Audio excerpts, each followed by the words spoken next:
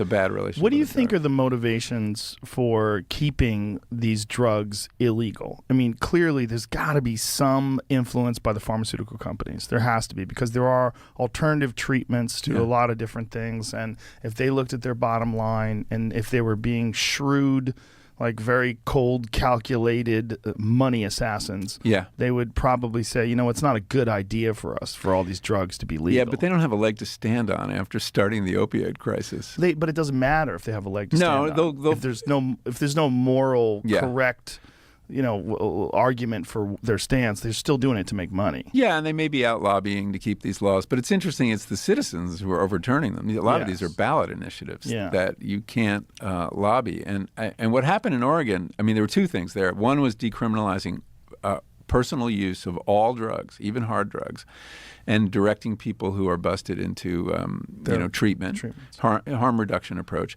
And then even more interesting was this Proposition 109, which legalizes psilocybin therapy specifically, but does it in a very thoughtful way. The proposition basically obligates the state health department to set up an institution that will regulate guides, train, regulate, and certify guides, and regulate the growing of psilocybin. It's kind of an amazing idea that the state will do this.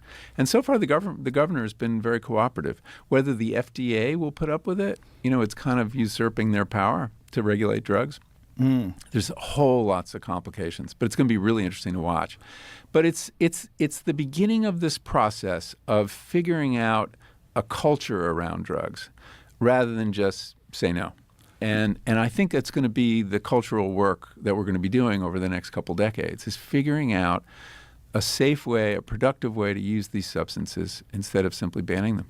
Yeah, I think that's what's really important, is people do have to understand the risks involved in all of these different things, and it's not simple. It's not clean, and we have to understand dosages. We have to understand what the set and setting, what's the right way to use them, when not to use them. Certain people will be vulnerable, especially people that are psychologically vulnerable. They shouldn't be experimenting with these things. And because of all of the years of suppression, unfortunately, we don't have a lot to go on in terms of a roadmap. Exactly, and that's why it's going to be hard work.